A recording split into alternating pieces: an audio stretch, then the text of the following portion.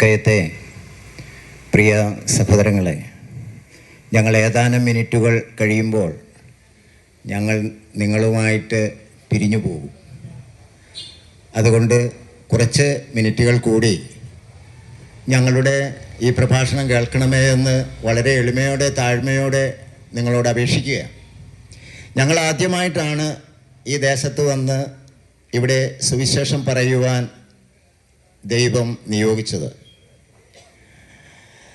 ഞങ്ങളൊരു സ്ഥലത്തേക്ക് പ്രസംഗത്തിന് പോകുമ്പോൾ ഞങ്ങൾ ആ ദേശത്തിന് വേണ്ടി ദിവസങ്ങളോളം ഞങ്ങൾ പ്രാർത്ഥിക്കും. ആ ദേശം അനുഗ്രഹിക്കപ്പെടാൻ, ആ ദേശത്ത് വസിക്കുന്ന മക്കൾക്ക് അനുഗ്രഹവും വലിയ സന്തോഷവും സമാധാനവും ഒക്കെ കിട്ടാൻ വേണ്ടിയിട്ട് പ്രാർത്ഥിച്ച് നിങ്ങളെ ഞങ്ങൾ ഹൃദയത്തോട് ചേർത്ത് നെഞ്ചോട് ചേർത്താണ് ഞങ്ങൾ വരുന്നത്. ഒരുപക്ഷെ ജീവിതത്തിൽ നമ്മളൊക്കെ ഇതിനു മുമ്പ് കണ്ടിട്ടുണ്ടാവില്ല. എന്നാൽ നമുക്കൊന്ന് പരിചയപ്പെടാനും ഒരു സ്നേഹത്തിൻ്റെ വാക്കുകൾ പറയുമ്പോൾ മനുഷ്യൻ്റെ ഉള്ളിലുള്ള പല പ്രയാസങ്ങൾ, ദുഃഖങ്ങൾ, കെട്ടുകളൊക്കെ അഴിഞ്ഞു പോകും. എന്നാലും നമ്മളിങ്ങനെ നമ്മുടെ മനസ്സിനെ വരിഞ്ഞു മുറുക്കി ആരോടും മിണ്ടാതെ സംസാരിക്കാതെ ഉള്ളിലുള്ള ദുഃഖങ്ങളും വേദനകളും എല്ലാം അടക്കി വെച്ച് നമ്മളിലേക്ക് തന്നെ ഒതുക്കി വെക്കുമ്പോൾ നമ്മളിലുള്ള സർഗശേഷി, നമ്മളിലുള്ള ശക്തി, കഴിവുകൾ അവിടെ തടയപ്പെടുകയാണ്. അതുകൊണ്ട് തന്നെ ഞാൻ ആമുഖമായി പറയുന്ന ഈ പുതുക്കയത്തെ ദേശത്തുള്ള എല്ലാ നല്ലവരായ ഞങ്ങളെ കേൾക്കുന്ന എല്ലാ സഹോദരങ്ങൾക്കും ഞങ്ങൾ പ്രസംഗിക്കുന്ന കർത്താവായ യേശുക്രിസ്തുവിന്റെ മഹത്വമുള്ള നാമത്തിൽ നിങ്ങൾക്കേവർക്കും സ്നേഹത്തിന്റെ അഭിവാദനങ്ങൾ ഞങ്ങൾ അർപ്പിക്കുകയാണ്.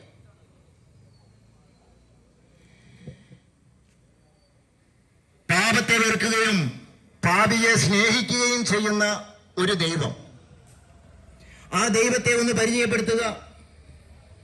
അതുപോലെ ആ ദൈവത്തിന്റെ കൽപ്പനകൾ അടങ്ങിയ വിശുദ്ധ ഗ്രന്ഥമായ ബൈബിൾ, ആ ബൈബിളിൽ അടങ്ങിയിരിക്കുന്ന നന്മയുടെ, സ്നേഹത്തിന്റെ, സമാധാനത്തിന്റെ, സന്തോഷത്തിന്റെ ഒക്കെ വിത്തുകള് നിങ്ങൾ ആഗ്രഹിക്കുന്നുവെങ്കിൽ അത് പുസ്തകം നിങ്ങൾക്ക് നൽകുവാനും അതുവഴി വലിയൊരു സൗഹൃദം, സ്നേഹത്തിന്റെയും സമാധാനത്തിന്റെയും ഒരു സൗഹൃദം നമ്മുടെ നാടുകൾ തമ്മിൽ ഊട്ടിയുറപ്പിക്കുക എന്ന ലക്ഷ്യവും ഞങ്ങളുടെ ഉള്ളിലുണ്ട്. എന്നെ കേൾക്കുന്ന പ്രിയരെ, എൻ്റെ ഒരു ജീവിത സാക്ഷ്യമാണ് എന്നോട് ഇവിടെ പറയുവാൻ ആവശ്യപ്പെട്ടിട്ടുള്ളത്. അതുകൊണ്ട് തന്നെ എത്രയും പെട്ടെന്ന് എൻ്റെ ഒരു സാക്ഷ്യം ഞാൻ നിങ്ങളുടെ മുമ്പിൽ അവതരിപ്പിക്കുകയാണ്. 19-ാമത്തെ വയസ്സിൽ വളരെ ചെറുപ്പത്തിൽ തന്നെ ഞാൻ വിവാഹിതനായി. വിവാഹം കഴിഞ്ഞപ്പോൾ ജോലിയൊന്നുമില്ല, രണ്ടുപേർക്ക് ജീവിതം മുന്നോട്ട് പോകണം. അപ്പോൾ ഒരു ജോലി അന്വേഷിച്ച് ചെന്നപ്പോൾ ഒരു കള്ളിഷാപ്പിലാണ് ജോലി കിട്ടിയത്. അങ്ങനെ കള്ളിഷാപ്പിൽ ഒരു സെയിൽസ്മാന്റെ പണി കിട്ടി. ഈ ജോലി കുറച്ചു നാൾ മുന്നോട്ട് പോയപ്പോൾ അതുവരെ മദ്യപാനമോ അങ്ങനെയുള്ള ദുശീലങ്ങളോ ഒന്നുമില്ലാതിരുന്ന ഞാൻ കുറേശ്ശെ കള്ളു കുടിക്കാൻ തുടങ്ങി. അങ്ങനെ നാളുകൾ മുന്നോട്ട് പോയി. കള്ളു കുടിച്ച് ആ സമയത്ത് ചാരായം എന്ന ഒരു വസ്തു നമ്മുടെ കേരളത്തിൽ വിൽക്കപ്പെടുന്നുണ്ട് നിയമപരമായി. 1996-ൽ AK ആന്റണിയുടെ ഗവൺമെന്റാണ് ഈ ചാരായം നിരോധിച്ചത്.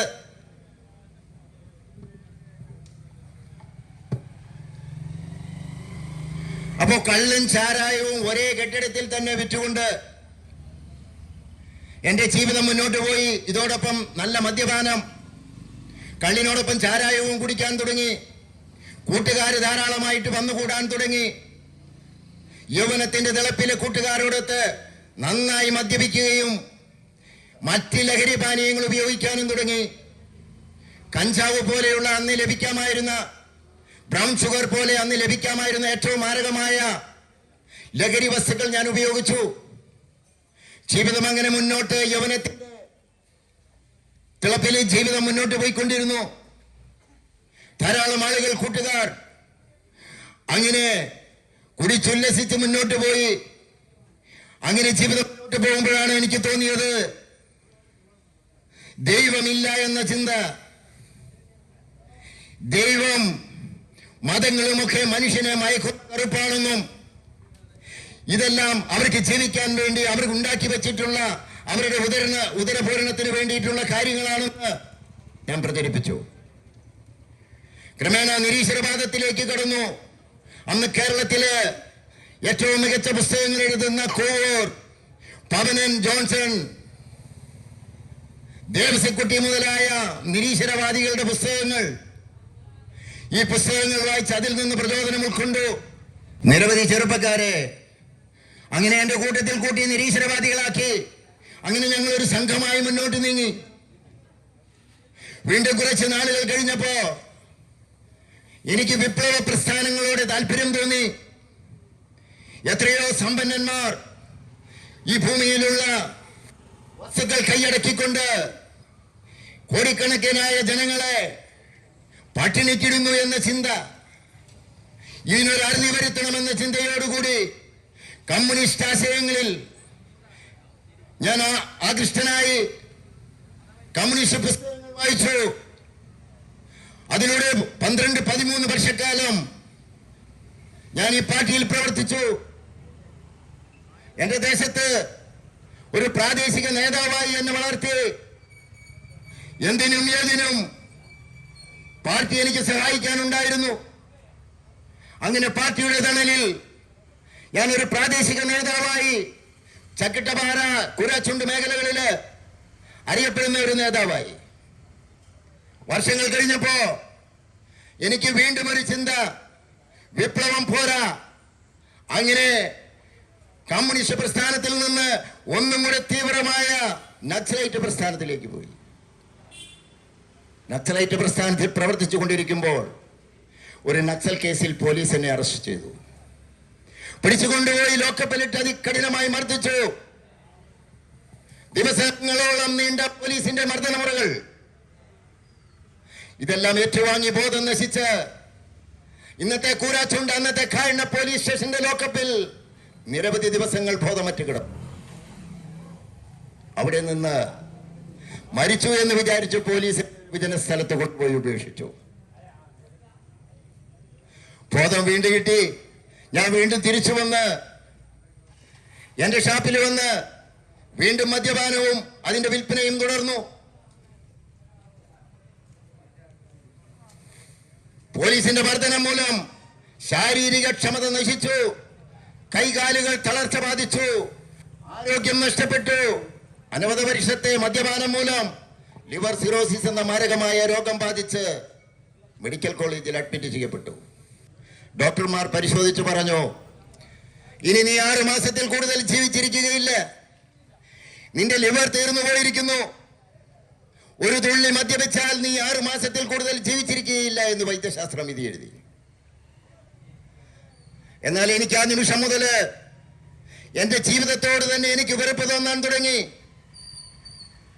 എന്റെ തലയിലിരുന്ന് സാത്താൻ ഇങ്ങനെ മന്ത്രിച്ചു, നിന്റെ യൗവനം നശിച്ചുപോയിരിക്കുന്നു, നിന്റെ സാമ്പത്തിക നില തകർന്നിരിക്കുന്നു, ആരോഗ്യം നശിച്ചിരിക്കുന്നു. ഇതിനിടയിൽ എന്റെ ഭാര്യയും 3 കുഞ്ഞുങ്ങളും വീട് വിട്ടിറങ്ങിപ്പോയി. ഞാൻ മദ്യപിച്ചെന്നും വീട്ടിൽ ചെന്ന് അവിടെ സമാധാനം നശിപ്പിക്കും. സമാധാനം നഷ്ടപ്പെട്ട് അവരെ എന്നെ ഉപേക്ഷിച്ചു പോയി. നാട്ടുകാരും വീട്ടുകാരും കൂട്ടുകാരും സഹപ്രവർത്തകരുമെല്ലാം എന്നെ ഉപേക്ഷിച്ച് ഒന്നൊന്നായി ഉപേക്ഷിച്ചു പോയി. ഈ ഒറ്റപ്പെട്ട അവസ്ഥയില് എന്റെ തലച്ചോറ് ഇങ്ങനെ പറഞ്ഞു, നീ ഇനി ജീവിച്ചിരുന്നിട്ട് കാര്യമില്ല, നിനക്കെല്ലാം നഷ്ടപ്പെട്ടിരിക്കുന്നു, നീ പോയി ആത്മഹത്യ ചെയ്യുക. എന്നെ കേൾക്കുന്ന പ്രിയരെ, ആത്മഹത്യക്ക് വേണ്ടി പോയി. ആത്മഹത്യയെ കുറിച്ച് പറയുമ്പോ മരണ ചിന്ത, മരണത്തെക്കുറിച്ചുള്ള ചിന്ത, മരണഭയം ഏതൊരു മനുഷ്യനെയും വേട്ടയാടും. ഈ മരണഭയത്തിൽ നിന്ന് മോചനം നേടാൻ നന്നായി മദ്യപിച്ചും ലഹരി മരുന്നുകൾ ഉപയോഗിച്ചും ആത്മഹത്യക്ക് ശ്രമിക്കും. ഒന്നല്ല പലവട്ടം പരിശ്രമിച്ച് പരാജയപ്പെട്ട് പുതിയൊരു ആത്മഹത്യ, പരാജയപ്പെടാത്ത ഒരു ആത്മഹത്യയെ കുറിച്ച് ചിന്തിച്ചു കൊണ്ടിരിക്കുമ്പോൾ കർത്താവായ യേശു ഇന്നേക്ക് 30 വർഷങ്ങൾക്ക് മുമ്പ് എന്റെ ജീവിതത്തിലേക്ക് പ്രവേശിക്കുകയാണ്. ഇതുപോലെ തെരുവിൽ സുവിശേഷം പറയുന്ന ഒരു വ്യക്തി എന്നെ സമീപിച്ച് എന്നോട് പറഞ്ഞു, നീ നശിക്കാൻ വേണ്ടി തീരുമാനിച്ചിരിക്കുകയല്ലേ, നീ മരിക്കാൻ തീരുമാനിച്ചിരിക്കുകയല്ലേ, എന്നാൽ നിനക്ക് നീ അറിയാതെ ഒരു ജീവിതം തന്ന ദൈവമുണ്ട്. നീ ആ ദൈവത്തിൽ ആശ്രയിച്ചാൽ, നീ ദൈവമില്ല എന്ന് തള്ളിപ്പറഞ്ഞ ആ ദൈവമുണ്ട്. ആ ദൈവത്തിൽ നീ ആശ്രയിച്ചാൽ നിനക്കൊരു പുതിയ ജീവനും ജീവിതവും അവൻ നൽകും. ആ സഹോദരന്റെ വാക്ക് കേട്ട് 1995 നവംബർ മാസം 25-ാം തീയതി കോഴിക്കോട് ജില്ലയിൽ നിന്നും യാത്ര ചെയ്ത് ഡിവൈൻ എന്ന് പറയുന്ന ഒരു ധ്യാന കേന്ദ്രത്തിലെത്തി. അവിടെ ഒരാഴ്ച ധ്യാനിച്ചു. ദൈവസ്നേഹം എൻ്റെ ഉള്ളിലേക്ക് കടന്നു വന്നു. എനിക്ക് എന്നെക്കുറിച്ചും എൻ്റെ ജീവിതത്തെക്കുറിച്ചും എനിക്കൊരു ബോധ്യം കിട്ടി. ആ ബോധ്യത്തിലൂടെ ഞാൻ മാറി. അതുവരെ ഈശ്വര വിശ്വാസം ഇല്ലാതിരുന്ന ഞാനൊരു ദൈവവിശ്വാസിയായി മാറുകയാണ്. ധ്യാനം കഴിഞ്ഞ് തിരിച്ചു വീട്ടിൽ വന്നു. നിരവധിയായ കേസുകൾ എൻ്റെ പേരിലുണ്ടായിരുന്നു. എണ്ണമറ്റ കേസുകൾ കോടതിയിലും ലോക്കപ്പുകളിലുമായി. നിരന്തരം പോലീസുമായി ഞാൻ ഏറ്റുമുട്ടുമായിരുന്നു. പോലീസ് വാഹനം തെരുവുകളിൽ എവിടെ കണ്ടാലും പോലീസ് വാഹനം തടഞ്ഞു നിർത്തി അവരുമായി സംഘർഷത്തിൽ ഏർപ്പെടുക എൻ്റെ പതിവായിരുന്നു. അങ്ങനെ പോലീസ് ഓരോ തവണയും പിടിച്ച് ഓരോ പ്രാവശ്യവും പുതിയ പുതിയ കേസുകൾ ചാർജ് ചെയ്യും. വീണ്ടും ഞാൻ ഈ ജയിലഴിക്കുള്ളിലാകും. ഇങ്ങനെ നിരവധിയായ കേസുകൾ. പോലീസിനോട് ശത്രുത, കുടുംബത്തോട് ശത്രുത, കൂട്ടുകാരോട് ശത്രുത, നാട്ടുകാരോട് ശത്രുത. ആ ദേശത്തുള്ളവർ ഒരു കാലത്ത് പറഞ്ഞിട്ടുണ്ട്, ഇവൻ എവിടെയെങ്കിലും പോയി ഒന്ന് നശിച്ചാൽ മതിയായിരുന്നു, അല്ലെങ്കിൽ ഇവനെ ആരെങ്കിലും ഒന്ന് കൊന്നു കളഞ്ഞാൽ മതിയായിരുന്നു എന്ന് ശപിച്ച ആളുകളുണ്ട്. ആ സാഹചര്യത്തിൽ നിന്ന് യേശു ക്രിസ്തു എന്നെ വീണ്ടെടുത്ത് യേശു ക്രിസ്തുവിന്റെ സ്നേഹം എന്നിലേക്ക് പകർന്നു തന്ന് എന്നിലുള്ള വിദ്വേഷവും വെറുപ്പും അഹങ്കാരവും താൻ പൊരുമയും മാറ്റിക്കളഞ്ഞ് ആരെയെല്ലാം നീ നിന്റെ ജീവിതത്തില് ഉപദ്രവിച്ചിട്ടുണ്ടോ അവരെയെല്ലാം പോയി കണ്ട് നേരിൽ ക്ഷമ പറയാൻ പറഞ്ഞു. ഞാൻ ഉപദ്രവിച്ച മുഴുവൻ വ്യക്തികളെയും അവരായിരിക്കുന്ന ഇടങ്ങളിൽ ചെന്ന് കണ്ട് അവരുടെ കാല് പിടിച്ച് അവരോട് ക്ഷമ ചോദിച്ചു. ഓരോ വ്യക്തികളോടും ഞാൻ ക്ഷമിച്ച് ക്ഷമ വാങ്ങുമ്പോൾ എന്റെ ജീവിതത്തിലേക്ക് വിദ്വേഷം, വെറുപ്പ് ഇതെല്ലാം മാറി വലിയ ഒരു സ്നേഹത്തിന്റെ അനുഭവം എന്റെ ഹൃദയത്തിലേക്ക് കടന്നു വന്നു. വലിയൊരു സമാധാനം എനിക്കുണ്ടായി. ആ വലിയൊരു സമാധാനത്തിന്റെയും സന്തോഷത്തിന്റെയും സദ്വാർത്ത ഇന്ന് ഈ പുതുക്കയം ദേശത്ത് വന്ന് പറയുവാനാണ് ദൈവം എന്നെ ഇങ്ങോട്ട് നിയോഗിച്ചത്. കർത്താവായ യേശു വിശ്വസിക്കുക, നീയും നിന്റെ കുടുംബവും രക്ഷ പ്രാപിക്കുമെന്ന അപ്പസ്തോല പ്രവർത്തനം 16-ാം അധ്യായം 31-ാം തിരുവചനം എന്റെ ജീവിതത്തെ മാറ്റിമറിച്ചെങ്കിൽ എന്നെ കേൾക്കുന്ന പ്രിയരെ, ഞങ്ങൾ ഇവിടെ വിതരണം ചെയ്യുവാനായി വെച്ചിരിക്കുന്ന ഈ വിശുദ്ധ ഗ്രന്ഥം, ഇതിലെ 1329 അധ്യായങ്ങളിലായി 35,000-ൽ പരം അനുഗ്രഹ വചനങ്ങൾ നിറഞ്ഞു നിൽക്കുന്ന ഗ്രന്ഥമാണിത്. ഇതൊരു വ്യക്തിക്കോ ഒരു മതവിഭാഗത്തിനോ വേണ്ടി, ക്രിസ്ത്യാനികൾക്കും വേണ്ടി മാത്രം ഉണ്ടാക്കിയിട്ടുള്ള ഗ്രന്ഥമല്ല ഇത്. അതുകൊണ്ടാണ് യേശു പറഞ്ഞത്, ഞാൻ സകല മർത്യരുടെയും ദൈവമായ കർത്താവാണ്, എനിക്ക് അസാധ്യമായി എന്തെങ്കിലും ഉണ്ടോ എന്ന്. സകല മനുഷ്യരുടെയും രക്ഷയിലേക്ക് നയിക്കുന്ന അമൂല്യമായ ഗ്രന്ഥമാണിത്. ഈ ഗ്രന്ഥം വാങ്ങി നിങ്ങൾ വായിക്കണമേ എന്ന് ഞാൻ ഈ അവസരത്തിൽ ശുപാർശ ചെയ്യുകയാണ്. ഈ 35,000-ൽ പരം അനുഗ്രഹീത വചനങ്ങൾ, പ്രവചന വചനങ്ങൾ, സമാധാനത്തിന്റെ വചനങ്ങൾ, സന്തോഷത്തിന്റെ വചനങ്ങൾ ഉണ്ടാകട്ടെ എന്ന ഒറ്റ വചനം കൊണ്ട് ഈ പ്രപഞ്ചത്തെയും ഭൂമിയെയും മുഴുവൻ സൃഷ്ടിച്ച് പരിപാലിച്ച ദൈവത്തിന്റെ വചനത്തിന് മാറ്റമുണ്ടോ? എന്നെ കേൾക്കുന്ന പ്രിയരെ, നിങ്ങൾ ഇതൊന്ന് വായിക്കാൻ തയ്യാറാകുമോ?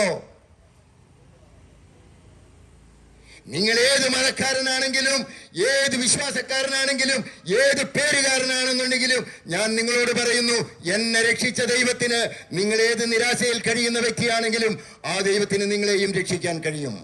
ഒരു മതത്തിന്റെ ദൈവത്തെയല്ല ഞങ്ങൾ പ്രസംഗിക്കുന്നത്, ഞങ്ങളൊരു മാർഗമാണ് പ്രസംഗിക്കുന്നത്. അത് യേശു മാർഗമാണ്, സ്നേഹത്തിന്റെ മാർഗമാണ്, സമാധാനത്തിന്റെ മാർഗമാണ്, സന്തോഷത്തിന്റെ മാർഗമാണ്, പ്രത്യാശയുടെ മാർഗമാണ്. ഞാനൊരു കാര്യം ചോദിച്ചോട്ടെ എൻ്റെ പ്രിയരെ, നമ്മളൊക്കെ ഈ ഭൂമിയിൽ ജനിച്ചിട്ട് എത്രയോ വർഷങ്ങളായി? 30, 40, 50, 60, 70 വർഷങ്ങൾ നാം ഈ ഭൂമിയിൽ ജീവിക്കാൻ ദൈവം നമ്മെ അനുവദിച്ചില്ലേ? നാം ഒക്കെ ആഗ്രഹിച്ചിട്ടാണോ നമ്മുടെ അമ്മയുടെ ഉദരത്തിൽ നാം ഉരുവായത്? നാം ആഗ്രഹിച്ചിട്ടാണോ നാം ജനിച്ചത്? അപ്പോൾ ഈ ജനനത്തിനൊരു പ്രത്യേകത എന്താണ്? ദൈവം ആഗ്രഹിച്ചിട്ടാണ് നമുക്ക് ഒരു മാതാവിനെയും ഒരു പിതാവിനെയും നൽകുന്നത്. ആ ദൈവത്തിന്റെ ആഗ്രഹത്തിനൊത്ത് അവന്റെ കൽപ്പനകൾക്കനുസരിച്ച് ജീവിക്കാൻ നാം തയ്യാറാകുമ്പോൾ അത്ഭുതങ്ങൾ സൃഷ്ടിക്കപ്പെടും. നമ്മുടെ സങ്കീർണ പ്രശ്നങ്ങൾ നമ്മുടെ തന്നെ സൃഷ്ടിയാണ്. ഇവിടെ ഞങ്ങൾ ഈ പുതുക്കയത്ത് വരുന്ന സമയത്ത് എന്നോട് 1-2 സുഹൃത്തുക്കൾ വിളിച്ചു പറഞ്ഞു, നിങ്ങൾക്ക് ഈ സുവിശേഷം വിലങ്ങാട് പോയി സംസാരിക്കാമോ എന്ന് ചോദിച്ചു. വിലങ്ങാടിനെന്ത്, മേപ്പാടിക്കടുത്ത് ചൂരൽമലയിൽ എന്ത് സംഭവിച്ചു, അതുപോലെ സംഭവങ്ങളുടെ പരമ്പര തന്നെ. ഇന്ന് ലോകരാഷ്ട്രങ്ങൾ പരസ്പരം യുദ്ധം ചെയ്തുകൊണ്ട് എത്രയോ ജീവിതങ്ങളെയാണ് മണ്ണിനടിയിലേക്ക് ഈ ഭൂമിയിൽ നിന്ന് പറഞ്ഞയച്ചു കൊണ്ടിരിക്കുന്നത്. പ്രിയരെ, കഴിഞ്ഞ 1 വർഷം മുമ്പ് തുർക്കിയിലുണ്ടായ ഭൂകമ്പത്തിൽ 5 ലക്ഷം പേർ മരിച്ചില്ലേ? 8 വർഷങ്ങൾക്ക് മുമ്പ് സുനാമി വന്ന് എത്രയോ ജീവിതങ്ങളെ എടുത്തില്ലേ? എന്താണ് ഇതിന് കാരണം? ബൈബിൾ ഇത് വ്യക്തമായി പറയുന്നുണ്ട്. ബൈബിൾ പറയുന്നത് എന്താണെന്നറിയോ? യേശുവിനോട് ഇങ്ങനെ ചോദിച്ചു, അവിടെ ഒരു കെട്ടിടം ഇടിഞ്ഞു വീണ് 18 പേർ മരിച്ചു യേശുവിന്റെ ജീവിതകാലത്ത്. അപ്പോൾ യേശുവിനോട് ചോദിച്ചു, ഈ 18 പേർ മരിച്ചത് ഇവര് ചെയ്ത പാപം മൂലമാണോ, ഇവരുടെ മാതാപിതാക്കളുടെ പാപം മൂലമാണോ, പൂർവികരുടെ പാപം മൂലമാണോ എന്ന് ചോദിച്ചു. യേശു മറുപടി പറഞ്ഞത് എന്താണെന്നറിയോ? ഇത് അവന്റെയോ അവന്റെ മാതാപിതാക്കളുടെയോ പൂർവികരുടെയോ പാപമല്ല, മറിച്ച് ദൈവത്തിന്റെ പ്രവൃത്തികൾ പ്രകടമാകേണ്ടതിനാണ്. നാം ആഗ്രഹിക്കുന്നത് പോലെ നമ്മുടെ ബുദ്ധിക്കൊതുങ്ങുന്നതല്ല ഞങ്ങൾ പ്രസംഗിക്കുന്ന നമ്മുടെ ദൈവം. ദൈവത്തിന്റെ ചിന്തയിലെ, ദൈവത്തിന്റെ ജ്ഞാനത്തിൽ അവന്റെ തീരുമാനം, അവൻ ഒരാളുടെ ജനനമോ മരണമോ അല്ല അവന്റെ തീരുമാനം. കാരണം അവൻ വിളിക്കുന്നത് അവന്റെ സന്നിധിയിലേക്കാകണം. ഇന്നിപ്പോ ഈ പ്രസംഗം കഴിഞ്ഞ് ഇത് മുഴുമിപ്പിക്കാൻ പോലും പറ്റുമോ എന്ന് എനിക്ക് അറിഞ്ഞുകൂടാ. എന്നാൽ ഈ പ്രസംഗം കഴിഞ്ഞ് ഞാൻ വീട്ടിലേക്ക് പോകുന്ന വഴിക്ക് ഞാൻ മരണപ്പെട്ടാൽ ഞാൻ നിത്യസ്വർഗത്തിലാണെന്ന് എനിക്ക് വിശ്വസിക്കാൻ കഴിയും. അങ്ങനെ സ്വർഗത്തിന്റെ സന്ദേശമാണ് ഈ ദേശത്ത് ഈ നിമിഷം ഞങ്ങൾ ഇവിടെ വിതച്ചിരിക്കുന്നത്. എന്നെ കേൾക്കുന്ന പ്രിയരെ, ഞങ്ങൾ നൽകിയ പ്രസിദ്ധീകരണങ്ങളിൽ ദൈവത്തിന്റെ ജീവനുള്ള വചനങ്ങൾ ഒളിഞ്ഞു കിടപ്പുണ്ട്. ഒരു വിത്ത് നമ്മൾ ഈ റോഡിലേക്ക് ഇട്ടാൽ മുളയ്ക്കില്ലല്ലോ. എന്നാൽ നിങ്ങളുടെ ഹൃദയം ഒന്ന് അനുതാപത്തിലേക്ക് നിങ്ങൾക്ക് കടന്നു വരാൻ കഴിയുമോ? നിങ്ങളുടെ ഹൃദയത്തെ വാശിയും വെറുപ്പും വിദ്വേഷവും എല്ലാം കളഞ്ഞിട്ട് ആ ദൈവസ്നേഹ അനുഭവത്തിലേക്ക് നിങ്ങൾക്കൊന്ന് സമർപ്പിക്കാമോ? അവിടെ ദൈവസ്നേഹത്തിന്റെ അനുഭവം പൊട്ടിമുളയ്ക്കുന്നത് കാണാം.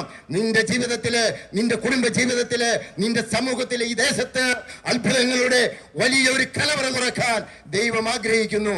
അതിനാണ് ഞങ്ങളെ നിരവധി ദേശത്ത് നിന്ന്, വിവിധ സ്ഥലങ്ങളിൽ നിന്ന് കൂട്ടിച്ചേർത്ത് ഇന്ന് ഈ ദേശത്ത് നിർത്തിയിരിക്കുന്നത്. നിങ്ങൾ ഓർത്തുകൊള്ളൂ, വരും വർഷങ്ങളിൽ ഈ ദേശത്തിനൊരു മാറ്റമുണ്ടാകും. ഈ ദേശത്ത് ഒരു പുതിയ അനുഭവങ്ങള്, ദൈവസ്നേഹ അനുഭവങ്ങള്, പരസ്പരമുള്ള കൂട്ടായ്മ, അയൽക്കാർ തമ്മിലുള്ള ബന്ധം എല്ലാം ഊഷ്മളമാകുന്ന ഒരു സ്ഥിതിവിശേഷം ഈ ദേശത്ത് സംജാതമാകും. വെലങ്ങാടൊക്കെ ഞങ്ങൾ പോയിട്ടുണ്ട്. അവിടെയൊക്കെ ഞങ്ങൾ പ്രസംഗിച്ചുകൊണ്ടിരിക്കുന്നതാണ്. അതുപോലെ തന്നെ വെലങ്ങാടുള്ള ആളുകൾക്ക് വേണ്ടി നമ്മളാൽ കഴിയുന്ന വിധത്തിൽ സഹായിച്ചു കൊണ്ടിരിക്കുന്നതല്ലേ. അപ്പോൾ ഞാനിതിവിടെ അവസാനിപ്പിക്കുകയാണ്. അതുകൊണ്ട് ഈ വിശുദ്ധ ഗ്രന്ഥം നിങ്ങൾ വാങ്ങി വായിക്കണം. അതുപോലെ ഞങ്ങൾ നൽകിയ പ്രസിദ്ധീകരണങ്ങളിലെ ദൈവത്തിന്റെ വചനങ്ങൾ അക്കമിട്ട് എഴുതി വെച്ചിട്ടുണ്ട്. ആ കൊട്ടേഷനിൽ അടിവരയിട്ടുകൊണ്ട് നിങ്ങളുടെ പ്രശ്നങ്ങളിലേക്ക് ഈ ദൈവത്തെ ക്ഷണിക്കാമോ? അത്ഭുതങ്ങൾ നിങ്ങളുടെ ജീവിതത്തിൽ സംഭവിക്കും. നിങ്ങൾക്ക് ഇതുവരെ തടസ്സമായി കിടക്കുന്ന ഏത് വിധത്തിലുള്ള പ്രശ്നങ്ങളാണെങ്കിലും ശരി, ആ തടസ്സങ്ങൾ, അടഞ്ഞ വാതിലുകൾ ഉണ്ടെങ്കിൽ ആ വാതിലുകൾ തുറന്നു തരാൻ കഴിവുള്ളവനെയാണ് ഞങ്ങൾ പ്രസംഗിക്കുന്നത്. എന്റെ ജീവിതത്തിൽ എനിക്കിത് അനുഭവമായെങ്കിൽ നിങ്ങൾ ഒന്ന് പരീക്ഷിച്ചു നോക്കൂ. അവനെ പരീക്ഷിച്ചു തന്നെ നോക്കണം. ഞാൻ പരീക്ഷിച്ചിട്ട് ദൈവമില്ല എന്ന് പറഞ്ഞ് അങ്ങനെ ആ ദൈവത്തെ പരിപൂർണമായി ഉപേക്ഷിച്ച് നടന്ന എന്നെ ദൈവമുണ്ട് എന്ന് അവൻ ബോധ്യപ്പെടുത്തിക്കൊണ്ട് അവന്റെ മാരോട് ചേർത്ത് അവൻ എന്നെ സ്വീകരിച്ചപ്പോൾ എന്നെ വീട് വിട്ടുപോയ എന്റെ ഭാര്യയും മക്കളും തിരിച്ചു വന്നു. എന്റെ സാമ്പത്തിക നിലയ്ക്ക് മാറ്റം വന്നു. 6 മാസത്തിൽ കൂടുതൽ ഞാൻ ജീവിച്ചിരിക്കുകയില്ല എന്ന് വൈദ്യശാസ്ത്രം വിധി എഴുതിയപ്പോ കഴിഞ്ഞ 30 വർഷമായി 1995 മുതൽ 2024 വരെ ഈ യേശുവിന്റെ ജീവനുള്ള സുവിശേഷം കേരളത്തിന്റെ വിവിധ ജില്ലകളിൽ മാത്രമല്ല ഇന്ത്യയിലെ വിവിധ സംസ്ഥാനങ്ങളിൽ പോയി വിവിധ ഭാഷകളിൽ ജീവിക്കുന്നവര്, വ്യത്യസ്തമായ ജീവിത രീതിയുള്ളവര്, ഭാഷയുള്ളവര്, അവരുടെ ഇടയിലെല്ലാം പോയി ഈ സ്നേഹത്തിന്റെ സന്ദേശം കൊടുത്തുകൊണ്ടിരിക്കുകയാണ്. ഞങ്ങൾ ആരെയും ഉപദ്രവിക്കുന്ന ആളുകളല്ല, ഞങ്ങൾ മറ്റുള്ളവരെ സഹായിക്കുന്ന വ്യക്തികളാ. ഞങ്ങളെ ഉപദ്രവിക്കുന്നവരുടെ മേൽ ഒരു കവിളത്തടിച്ചാൽ മറുകരണം കാണിച്ചു കൊടുക്കുന്നവരാ ഞങ്ങള്. ആർക്കെങ്കിലുമൊക്കെ ഒരുപക്ഷെ ചില ദുരനുഭവങ്ങൾ ഞങ്ങളുടെ സമുദായത്തിൽ നിന്ന് നേരിട്ടിട്ടുണ്ടാവാം എന്ന് ഞങ്ങൾ വിശ്വസിച്ചുകൊണ്ട് തന്നെ ഞങ്ങൾ ഉറപ്പിച്ച് പറയുവാൻ ആഗ്രഹിക്കുകയാണ്, ക്രിസ്തു മാർഗം എന്ന് പറയുന്നത് ക്രിസ്തുവിന് വേണ്ടി മരിക്കുന്നവരാണ്, രക്തസാക്ഷികളാകുന്നവരാണ്. ഞങ്ങൾ ആരെയും രക്തസാക്ഷികളാക്കുകയില്ല. ഇതാണ് ഞങ്ങളുടെ ഒന്നാമത്തെ ഗ്യാരണ്ടി. അതുകൊണ്ട് ഞാനിവിടെ ഇത് അവസാനിപ്പിക്കുമ്പോൾ ഒരാൾ കൂടി യേശുവിനെ കുറിച്ച് കൂടുതൽ കാര്യങ്ങൾ നിങ്ങളോട് സംസാരിക്കാനുള്ളത് കൊണ്ട് കൂടുതൽ സമയം ഞാനിവിടെ എടുക്കുന്നില്ല. നിങ്ങൾ ഇത്രയും സമയം വളരെ ക്ഷമയോടെ എന്നെ കേട്ട നിങ്ങൾക്ക് അവർക്കും നിരവധി കാര്യങ്ങൾ ഇനി ഒരു അവസരത്തിൽ കൂടുതൽ കാര്യങ്ങൾ വെളിപ്പെടുത്താൻ ഞങ്ങൾക്ക് സാധിക്കുമെന്നുള്ള ഉറച്ച ബോധ്യത്തോടുകൂടി എൻ്റെ വാക്കുകൾ ഞാനിവിടെ അവസാനിപ്പിക്കുന്നു. എന്നെ കേട്ട നിങ്ങൾക്ക് ഏവർക്കും ഒരിക്കൽ കൂടി ഞാൻ പ്രസംഗിച്ച കർത്താവായ യേശു ക്രിസ്തുവിന്റെ മഹത്വമേറിയ നാമത്തിൽ നിങ്ങൾക്ക് ഏവർക്കും സ്നേഹാഭിവാദനങ്ങൾ അർപ്പിച്ചുകൊണ്ട് നിർത്തുന്നു. നന്ദി, നമസ്കാരം.